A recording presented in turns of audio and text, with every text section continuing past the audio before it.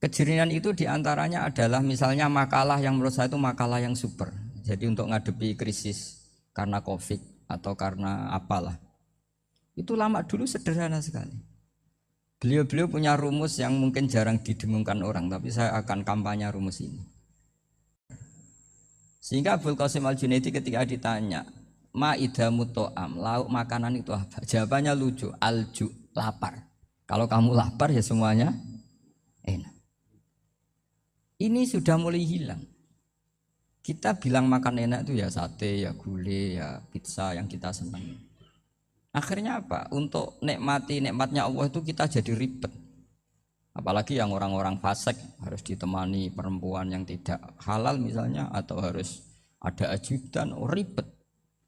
Nah pertanyaannya, orang yang ribet sama yang nggak ribet itu pinter mana? Pinter yang nggak ribet.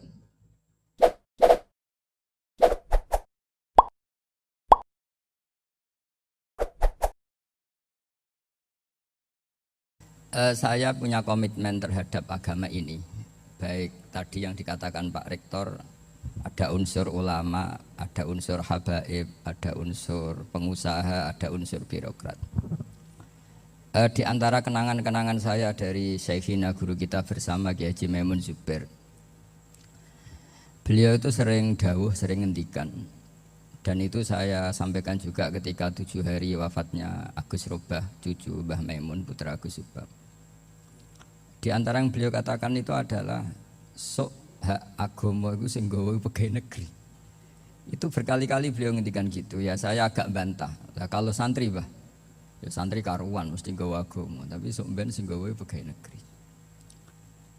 Setelah saya jadi kiai dan penelitian, saya itu berkali-kali didatangi dokter, tentara, juga polisi. Mereka sering bilang gini, Gus saya ini dokter negeri. Saya ke NTT, ke Papua, karena saya muslim, berkebutuhan Islam, maka dibikinkan musola, dibikinkan masjid. Kalau kiai tidak bisa, bikin sendiri urunan, mau narik siapa, mau narik tarikan di jalan yang mau nyumbang siapa. Tapi kalau kebutuhan negara, karena tugas negara, ya difasilitasi negara dan tidak dianggap misionaris karena negara. Begitu juga di beberapa negara yang non muslim kayak di Argentina, di Venezuela, itu ada masjid, ada kajian Islam ya karena duta besar. Dan itu aparat negara. Disinilah kearifan para ulama berkoalisi dengan umarok dengan makna yang positif bahwa agama ini harus ditopang umarok, sistem negara. Tentu di situ ada tentara, ada polisi, ada macam-macam. Kita sebagai kiai juga nggak berdaya di depan para bandar narkoba apa-apa kalau nggak ada BNN. Kita mau apa dengan korupsi kalau nggak ada KPK. Sehingga kearifan para guru-guru kita, mulai Mbah Maimun, bapak saya sendiri, NU, Muhammadiyah, semua ormas-ormas Islam itu pasti maulah kerjasama. Karena kita siapa ya? Kalau nggak kerjasama. Dan di antara pesan Rasulullah SAW adalah yaduwahi ma'al jamaah. Jadi apa ya, kebersamaan itu sudah berkah. Fa inna yadallahi ma'al jamaah. Jadi berkah. Lalu kenapa saya kalau ngaji bawa kitab? Ini agak sebetulnya itu lazim. Lazim itu sesuatu yang harus. Tapi karena kelamaan mubalek itu tidak pakai kitab. Seakan-akan bawa kitab itu yang aneh. Sebenarnya aneh mereka. Karena begini logika simpelnya ya. Umat Nabi ini berhak dapat apa coba? Berhak dapat warisan yang paling luhur, paling hebat, paling jernih. Apa itu Quran dan hadis? Pertanyaannya, siapa yang paling punya hak otoritatif untuk menerangkan Quran hadis? Ulama. Ulama yang mana? Ya yang kapabel, yang sudah diakui dunia kayak Imam Ghazali, Imam Bukhari, Imam Syafi'i. Artinya kalau kita tidak pakai materi itu ulama mendapat pikiran kita, bukan mendapat pikiran mereka. Saya ulang lagi, kalau kita tidak pakai materi yang otentik, yang orisinil, ulama umat ini mendapat pikiran kita, bukan pikiran mereka. Maka saya berusaha supaya teman-teman atau semua umat Islam dapat pikiran-pikirannya Imam Ghazali, pikiran-pikiran Imam Bukhari, pikiran-pikiran Abul Qasim Al-Junaidi, kejernian-kejernian Abu Yazid Al-Bustami. Kejernian itu diantaranya adalah misalnya makalah yang menurut saya itu makalah yang super. Jadi untuk ngadepi krisis karena COVID atau karena apalah, itu lama dulu sederhana sekali. Beliau-beliau punya rumus yang mungkin jarang didengungkan orang, tapi saya akan kampanye rumus ini. Al-istighna, hakikatul istighna itu adalah al-istighna anis syai' labihi. Jadi pemenuhan kebutuhan yang sebenarnya adalah kita berusaha menghindari sebanyak mungkin kebutuhan yang sekunder, yang enggak penting. Bukan memenuhi semua yang kita inginkan. Jadi misalnya begini ya, kalau kita lapar, itu keinginan kita itu makan enak apa asal makan? Tentu jawabannya asal makan yang sehat. Tapi kalau nuruti nafsu kita, makannya yang enak, teman makan ya enak. Terus di warung yang favorit. Ini kan satu kebodohan. Kenapa untuk makan saja butuh definisi sekian banyak? Yang kita harus kecewa, warung favoritnya bisa sudah tutup. Atau kita ke sana harus macet. Ribet. Yang benar-benar arif dan bijaksana itu adalah al-istighna anisya. Sesuatu yang tidak mendesak itu jangan jadikan kebutuhan. Sehingga kalau kita puasa misalnya, semua makanan itu enak karena kita sangat lapar. Sehingga Abul Qasim Al-Junaidi ketika ditanya, ma'idamu to'am, lauk makanan itu apa? Jawabannya lucu, alju, lapar. Kalau kamu lapar ya semuanya enak. Ini sudah mulai hilang. Kita bilang makan enak itu ya sate, ya gulai, ya pizza yang kita senang. Akhirnya apa? Untuk nikmati nikmatnya Allah itu kita jadi ribet.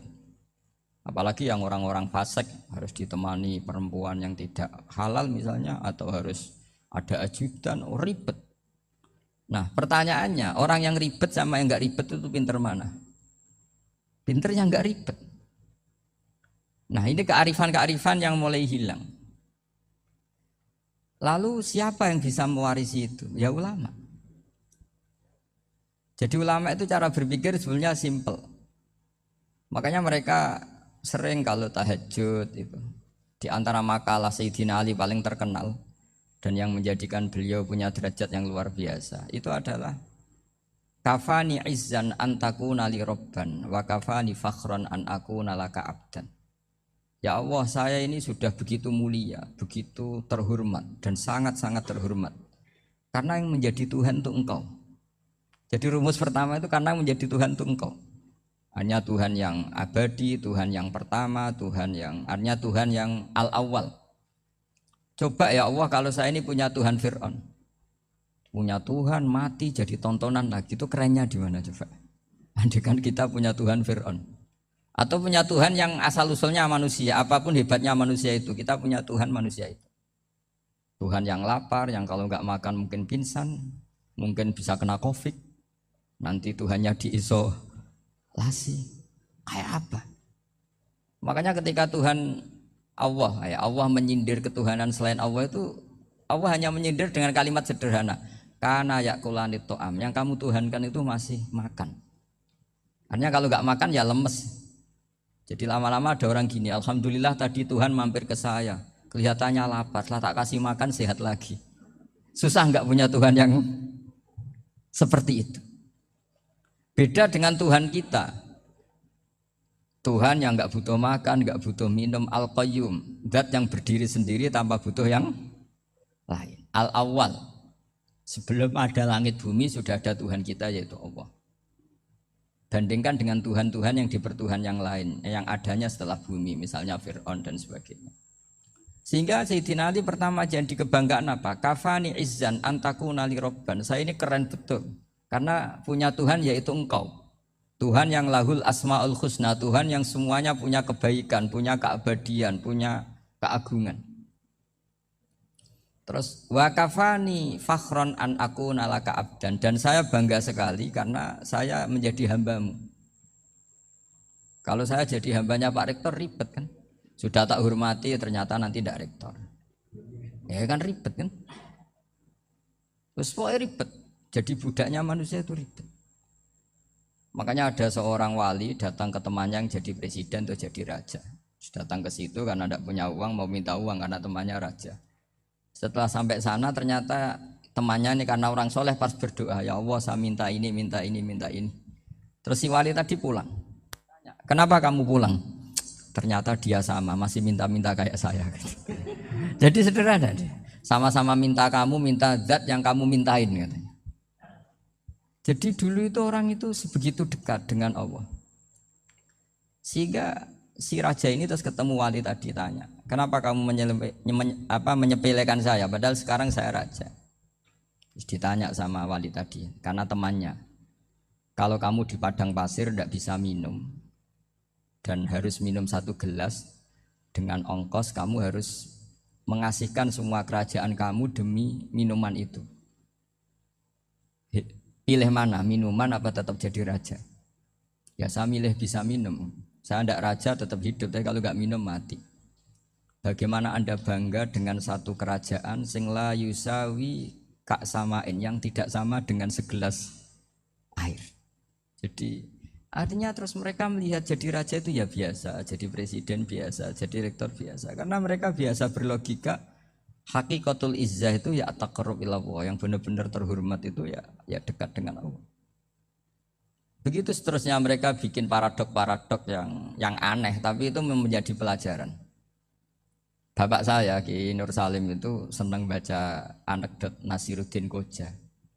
Itu kalau bikin orang-orang aneh, itu dia datang ke satu pesta, pakai baju lusuh, pakai sarung lusuh atau celana lusuh, sama Sohibul Bait yang punya acara dibiarin.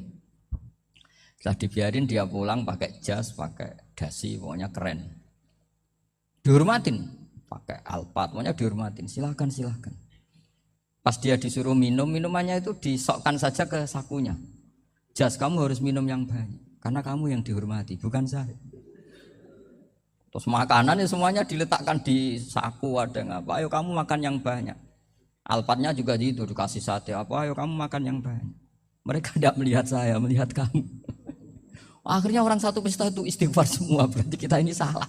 Terus dia pidato, kenapa kamu ngomong gitu? Tadi saya datang, orangnya sama. Gara-gara beda pakaian, penghormatannya beda. Berarti yang berhak dapat makanan ini jasa ya, bukan saya.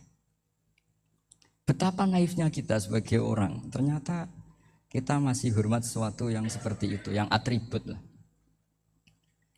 Jadi orang-orang sufi itu orang yang bisa menertawakan dunia. Akhirnya ya pertama dia dianggap orang gila, masa jas dikasih makan, dikasih minum. Tapi secara fikih dia benar, haram dia makan. Karena pas dia datang dibiarin, setelah pakai jas dikasih makan. Berarti hakikat yang dapat rezeki siapa? Jasnya apa orangnya? Jasnya apa orangnya? Jasnya. Jadi itu orang-orang sufi, kearifan orang-orang dulu itu bisa ngelola hal-hal yang keseharian menjadi luar biasa. Ada seorang wali melihat istrinya makan 1 piring, anaknya makan 1 piring. Ditanya, kalian kenyang? Wah kenyang sekali. Melihat anaknya minum kopi 1 cingkir senang, kalian senang sekali. Wah kalau senang dengan hal-hal yang murah bisa, ngapain harus senang dengan hal-hal yang mewah? Bodoh sekali saya.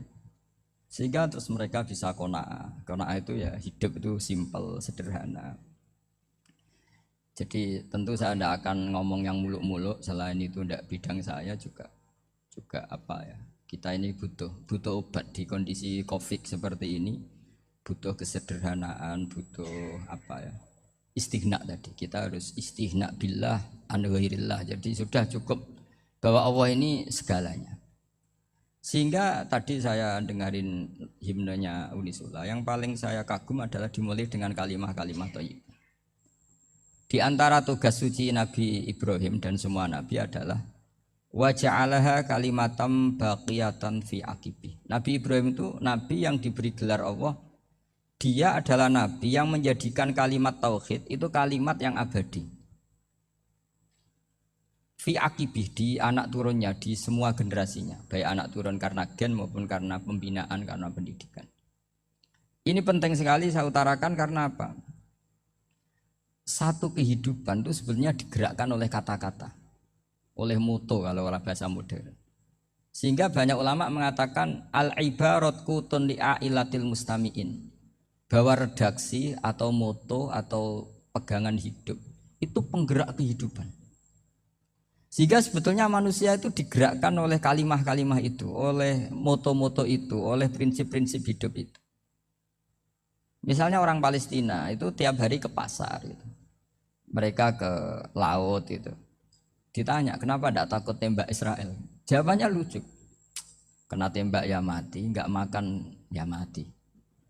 nggak kerja ya mati. Ya sudah sama-sama mati ya mendingan aktivitas normal. Tapi saya tidak menyarankan itu untuk melawan COVID. Ini cerita saja nanti. Kamu jangan provokator itu. Karena ini wilayah sensitif. Jadi banyak orang yang poligami. Kalau ditanya alasannya gitu, istri satu ya cerewet, dua ya cerewet, mendingan 4. Ya banyak ya gitu.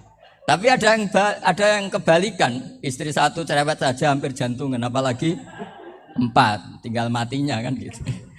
Itu semua yang menggerakkan itu kalimat. Kalimat itu satu pegangan. Banyak orang loh yang nggak ingin jadi rektor tuh banyak loh Pak Bejo. Jangan kira semua dosen ingin jadi rektor. Melihat rektor sibuk rapat mempertahankan reputasi Unisula terus sering pegang kepala. Ngapain repot-repot? Jadi tukang sapu aja dapat gaji, ngopi, rokokan selesai. Bodoh amat jadi rektor, mikir orang banyak. Banyak loh orang yang nggak ingin jadi presiden tuh banyak. Karena ngopi nyaman, nggak ada yang ganggu. Mau tidur sampai jam 9 siang juga nggak ada yang ganggu. Sehingga mereka melihat pegawai negeri itu gak keren, orang kok diatur jam, disiplin. Itu memang cara Allah membagi rahmat. Mau kamu apakan coba? Cara syukurnya dia seperti itu. Bapak saya dulu tuh sering ngajarin saya, diajak jalan-jalan pagi-pagi. Melihat orang ngopi, makan uduk itu bapak seneng. Kok enak jadi wong awam. Ngene esuk-esuk nyemak bocah kesel kabeh kono enak ngopi rokokan. Bapak kadang iri sama orang awam itu iri. Sudah gitu berharap masuk surga kan enak sudah gitu. Tahu-tahu mati, tidak tahu ke surga apa ke neraka ya tidak tahu. Jadi, nah orang dulu itu orang yang bisa mensederhanakan dunia, sehingga ya sudah cara bahagia. Makanya saya, alhamdulillah saya ini kerjasama sama UII sama beberapa kampus. Memang amdan itu sengaja. Kampus itu ya punya sistem yang nggak bisa mewakili sistem kiai. Kiai juga punya sistem yang nggak terwakili oleh kampus juga sebaliknya saling melengkapi. Saya sering ketemu rektor UI, rektor kampus-kampus Islam. Mereka cerita, Gus pendidikan pondok harusnya dimodernkan gini-gini. Saya bilang, kalau pondok modern kayak kampus itu nanti saya ketemu Allah tidak bisa jawab. Kenapa Gus? Saya beri contoh gini. Kalau misalnya perempuan perawan lah atau apa saja, namanya perempuan, mau tanya tentang menstruasi atau haid. Kalau semuanya sistem kampus, dia harus kuliah dulu. Registrasi dulu, kuliah dulu, bayar dulu. Dan dapat jawabannya nunggu mata kuliah pas itu. Bandingkan kalau sistem pondok, saya tuh sering ke pasar sama anak saya dicegat sama ibu-ibu. Gus, anak saya ngalami gini-gini, keluar darah terus menerus, nggak 6 hari tapi 1 bulan penuh. Itu hukumnya apa Gus ya? Nanti saya mau sowan ke jenengan. Nggak usah sowan, di sini aja. Ya sudah. Sebelum mengeluarkan darah yang rutin seperti itu biasanya haidnya berapa hari? 6 hari ya sudah ikut yang 6 hari, yang lainnya istighatsah. Ngoten tok Gus, ya udah ya. Begitu terus di masalah udhiyah. Ya coba kalau semuanya pakai sistem kampus, daftar dulu, bayar dulu. Jadi ini nggak ada jawabannya, nunggu mata kuliah itu. Baru dapat jawaban, itu biasa nggak sholat bertahun-tahun karena belum ada jawaban tentang itu. Ya itu kalau misalnya orang mati. Tahunya cara memulasara jenazah itu nunggu kuliah dulu, pas mata pelajaran itu dulu, baru menangani orang mati. Berarti orang mati itu tergeledak semua. Tapi kalau kiai kan enggak. Kesini orang mati terbakar, kalau dimandiin malah badannya copot-copot, itu gimana hukumnya? Ini ada orang mati Gus Kendat, ini disolati apa enggak? Ada orang mati oplosan itu disolati enggak? So sering ditanya gitu. Gak usah registrasi Pak Rektor, gak usah registrasi, gak usah daftar, gak usah seminar. Makanya kalau orang kampus wani kiai itu ya kualat tenan itu, karena ini yang on time. Tapi pondok seperti saya ya ikrar seikrar-ikrarnya pentingnya kampus karena melatih efisiensi waktu, disiplin, tata kelola manajemen sehingga kita ya hormat. Tapi tadi kita harus saling melengkapi sehingga saya tunjukkan ke publik bahwa saya hormat sekali sama polisi, sama tentara. Coba kita bisa apa ngadepi bandar narkoba kalau enggak polisi? Bisa apa coba menjaga NKRI kalau enggak tentara? Begitu juga Ya sudahlah kita memang fa inna yadallahi ma'al jamaah. Kita berkah itu kalau bersama-sama. Tidak bisa kita sendiri. Nah lalu orang kayak saya itu ya beberapa kali sebetulnya saya itu ditawanin jadi dokter honoris causa apa. Kekhawatiran saya satu Pak Bejo. Takut pas gak punya uang. Itu dokter gak ada duit kan gak pantas gitu. Jadi repot gitu. Daripada beban lah sudahlah gak usah dokter. Jadi kalau gak punya uang ya pantas. Terus kalau ngebis ya pantas. Suatu saat kalau mati gak ada yang hadir ya pantas, enggak dokter gitu. Kalau sudah dokter kok masuk neraka, dokter kok masuk neraka kayaknya apalagi rektor kampus Islam kok masuk neraka itu kan kok kayak enggak pas itu. Misalnya rektor Unisiola ditanya mungkar nakir, enggak bisa kan kayak gimana gitu. Makanya harus sering ngaji saya supaya enggak malu di depan mungkar nakir. Masa rektor ditanya mungkar nakir enggak bisa. Harus berani bentak ini saya rektor loh Pak Mungkar Nakir masa kalau wali-wali dulu berani masyhur di cerita wali-wali ditanya marabbuka manabuka saya ini guru tauhid kok kamu tanya marabbuka manabuka yang ngelotok kamu tidak pernah ngaji enak aja tanya jadi wali-wali itu ya rileks ngadepi mungkin saya yakin rileks wali di Bang Pak Rektor saya yakin itu karena wali itu lebih dekat Allah. Sehingga orang dulu itu saya ulang lagi ya, ada satu kearifan namanya hidup itu apa? Hidup itu adalah cari sebanyak mungkin supaya hidup itu tidak tergantung pada banyak hal. Sehingga misalnya cara berpikir orang-orang modern itu sebenarnya banyak orang-orang ilmuwan yang nggak ngagumi Amerika. Bukan karena angkuh enggak. Untuk mempertahankan kebesaran negara sebesar itu, kebutuhan listriknya besar, kebutuhan tentaranya besar, kebutuhan apa. Sementara negara kayak Venezuela atau Swiss, kebutuhannya ada banyak. Pertanyaannya, yang tergantung dengan banyak hal, sama yang tidak tergantung banyak hal, itu pinter mana? Kalau dibalik pertanyaannya gitu, negara-negara maju itu tidak keren kalau dibalik pertanyaannya. Orang yang untuk mempertahankan eksistensinya banyak, butuh banyak hal, dengan yang tidak butuh banyak hal, itu pinter mana? Orang yang bahagianya nunggu jadi dokter, nunggu jadi kiai besar, kiai viral, dengan orang yang bahagia cukup dengan ngopi, itu pinter mana? Tapi kalau dibalik pertanyaannya, orang yang tahunya nikmat hanya kopi, dengan nikmat yang banyak, pinter mana? Makanya Mbah Mun itu kalau guyon itu lucu. Aku iku sakake ambek wong desa sing mlebu swarga. Saya dulu eskal mlebu swarga kok disakeni. Akhirnya beliau memberi penjelasan. Wong desa iku roe pakanan enak, iku mau kopi mbek uduk. Lah swarga iku mau nuruti sing dikarepno. Akhirnya wis mau mangan, wis ngopi, nguduk, ngopi ora roh pakanan liyane iku ora roh. Nasi mandi ya ora roh, pizza ya ora roh apa-apa. Terus saya bilang, wah lah niku nak nganti selera tentang wanita cantik. Iku juga sederhana. Rontok pesek ya wis cantik, rontok ireng ya wis. Apa bidadarinya seperti itu karena saking enggak pengalamannya. Jadi surga itu kan nuruti apa yang diinginkan. Kira-kira keinginan orang kampung kalau di surga itu apa coba? Makanan apa coba? Ya, nak senengnya ketemel gemblong gitu. Artinya malaikat lebih suka nangani surganya orang-orang kampung timbang Pak Rektor. Ini sudah ribet ini. Makanan apa saja sudah harus dicoba. Ya. Terus kalau di mall tahu orang macam-macam, seleranya macam-macam pasti. Enak mana kalau sampai jadi malaikat pelayan surga? Suka ngelayani orang kampung apa yang orang kota? Orang kampung kan? Jadi ya itu guyon ya, guyon tapi itu menjadi pikiran kita bahwa orang yang banyak kebutuhan itu sebetulnya banyak kebodohannya karena menggantungkan kebahagiaannya dengan banyak hal. Makanya Imam Syafi'i ngendikan istighna itu apa? Al istighna anisya'labi. Yang dikatakan kecukupan adalah berusaha sebanyak mungkin banyak hal tidak kamu butuhkan. Bukan memenuhi semua kebutuhan kamu karena nafsu kamu ini tidak ada batasnya gitu. Kalau kamu penuhin nggak akan selesai. Itu ada perempuan yang kurang cantik itu minta doa saya, Gus doain suami saya kaya, terus tak guyonin, terus nggak minta. Kalau suami kamu kaya, yang pertama dirubah itu apa? Rumah supaya rumah saya bagus. Kedua apa? Mobil supaya mobil saya bagus. Nanti yang dievaluasi itu kamu.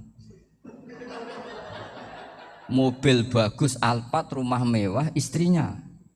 kamu pasti itu dievaluasi. Langsung enggak usah. Sudah gini aja kan.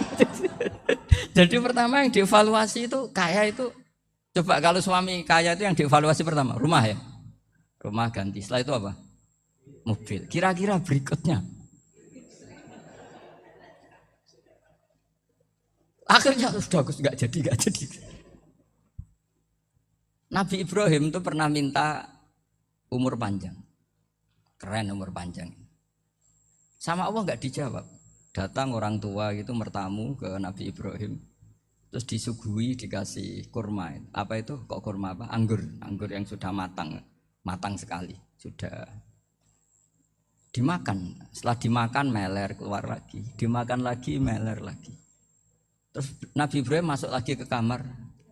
Ya Allah, doanya tak cancel. Nanti kalau saya tua kayak itu.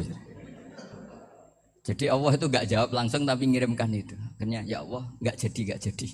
Nanti takut itu. Saya pernah ngalami jadi kiai tadi, ada ibu-ibu ya kurang ya nggak pati cantik lah. Suaminya tuh miskin sekali. Minta doa saya supaya kaya. Bareng tak kasih pertimbangan itu udah nggak usah nggak jadi. Jadi itu kearifan.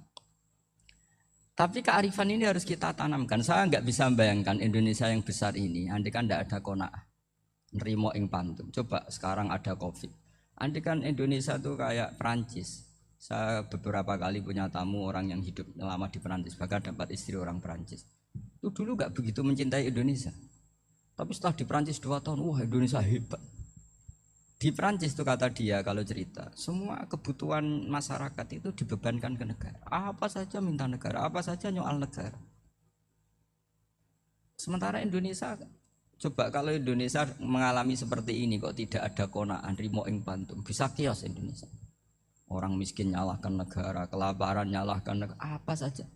Tapi barokahnya dididik kiai, jogeman nyalahno wong liya. Urip pun romo ing pandum, diame. Sampai gak ngerti kalau Covid.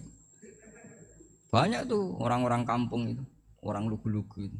Mbah niki saking Covid, salam ning Covid, muga-muga umure panjang. Dikira Covid itu nama orang yang ahli sosial itu. Mbah niki dana saking Covid. Matur nuwun sampekno salamku, muga-muga umur panjang. Bingung kan yang nganterin ini. Ini gimana yang mau menjelaskan?